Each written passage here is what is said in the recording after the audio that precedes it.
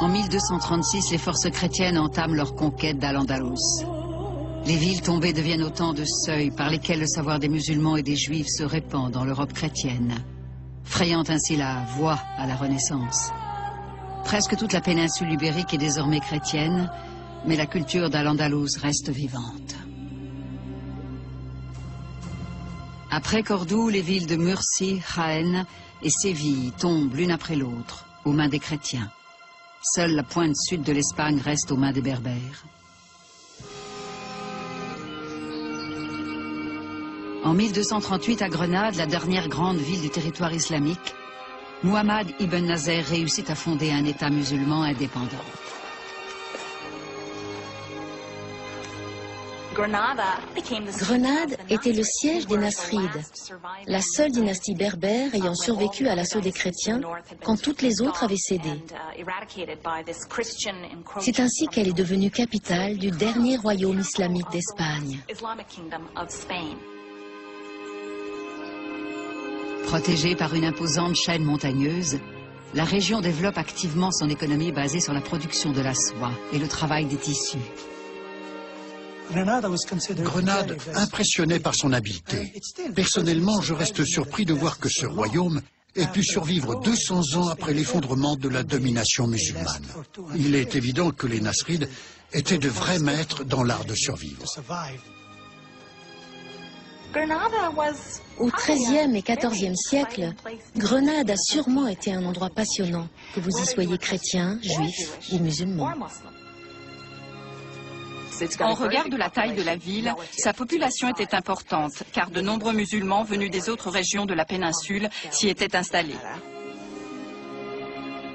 Tant que Grenade peut préserver son indépendance, elle reste le seul refuge pour tous les musulmans qui fuient le nouveau royaume chrétien. Ils doivent à présent recommencer une nouvelle vie. Nombre d'entre eux viennent de Séville. En 1248, une armée chrétienne s'est brutalement emparée de la ville, et tous les musulmans en ont été chassés, ne gardant avec eux que les seuls effets qu'ils pouvaient porter dans leurs bras. Les royaumes chrétiens gagnent du terrain. La Castille se réserve les fleurons d'Al-Andalus. Séville et les terres fertiles longeant le Guadalquivir. Le sud, avec ses richesses, est totalement envahi. Où est Cordoue, patrie sans égale des sciences et des lettrés? Où est Séville, source de tant de délices, comme sa rivière, source de vie? C'étaient les colonnes du pays. Cependant, les colonnes ont disparu, et le pays n'est plus. Al-Andalus appartient désormais au passé. Les rois très chrétiens y érigent de nouveaux édifices, installent de nouveaux habitants. Les anciens sont maintenant des étrangers dans leur propre ville. Seuls quelques artisans de choix ont le droit de rester. Les tuiliers, les charpentiers, les tailleurs de pierre et les stucateurs étaient très recherchés. Ils représentaient tous les corps de métier du bâtiment. Les nouveaux maîtres ne voulaient pas se passer de leur talent. Ils savaient que le savoir-faire de ces hommes leur serait précieux.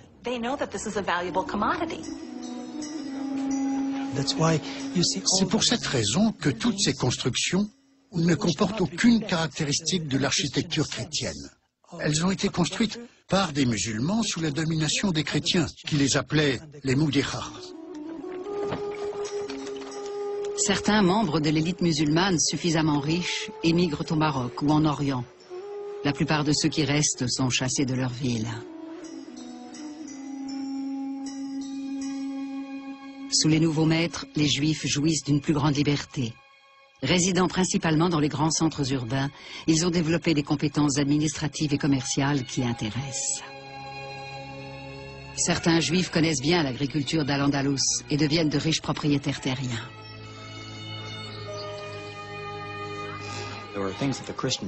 Les chrétiens avaient besoin d'hommes pour cultiver la terre. Les Juifs étaient de bons gestionnaires. Ils connaissaient bien les systèmes d'irrigation. Et ils maîtrisaient, contrairement aux nouveaux maîtres, la langue de la population locale, l'arabe. C'était une chance pour eux. Au début, les Juifs prospèrent dans les nouveaux territoires chrétiens. Mais au cours du siècle suivant, leurs conditions de vie commencent à se détériorer. Peu à peu, les chrétiens ont pris les choses en main. Les Juifs ont été remerciés. Leur talent n'était plus indispensable. Au XIIIe siècle, l'attitude de la population chrétienne vis-à-vis des Juifs d'Espagne est de plus en plus hostile. Les conquérants chrétiens sont maintenant bien établis. En 1252, Alphonse X est couronné roi de Castille et Léon et règne désormais sur le plus grand royaume chrétien de la péninsule ibérique.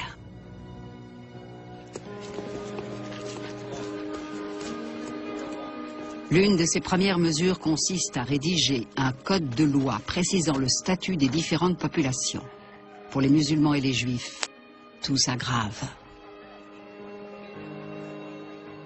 Les Juifs sont de moins en moins en cours. Leurs propriétés sont progressivement confisquées. Pour régler les problèmes politiques, le roi n'y va pas par quatre chemins. Il emprisonne purement et simplement le chef de la communauté juive. Les sujets chrétiens d'Alphonse X exigent que les Juifs reçoivent des coups de fouet en public quand ils ne portent pas les vêtements qui permettent clairement de les identifier. Les punitions sont parfois encore plus cruelles.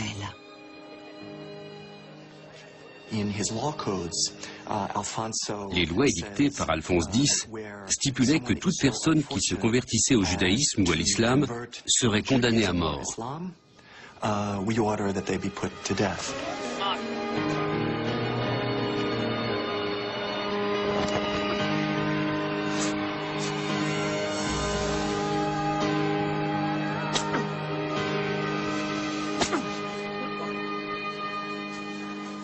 Dans le contexte de ces changements et bouleversements, personne n'incarne aussi clairement le paradoxe du royaume que le roi lui-même.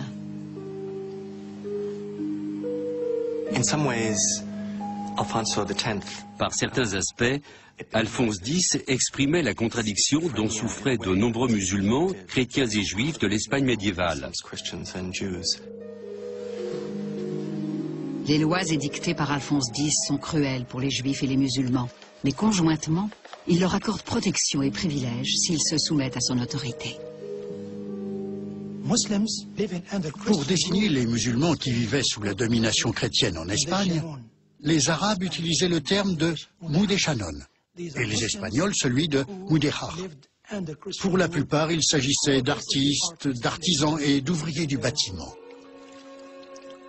Alphonse X autorise ces musulmans ainsi que les juifs vivant dans son royaume à respecter leurs propres lois tant que celles-ci ne sont pas en conflit avec les lois régissant le royaume.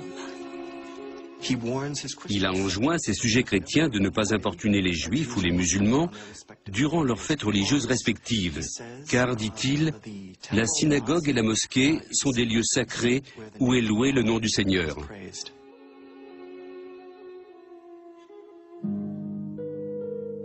Curieusement, Alphonse X, le dur législateur chrétien, est aussi un amoureux de la poésie et de l'art de l'Espagne islamique.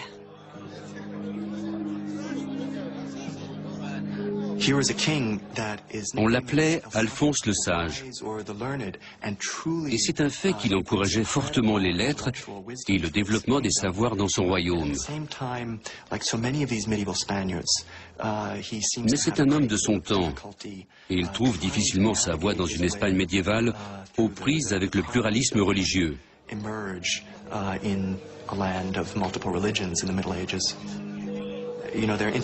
L'esprit de la population de cette époque était très différent du nôtre. Il vivait parfois un douloureux conflit.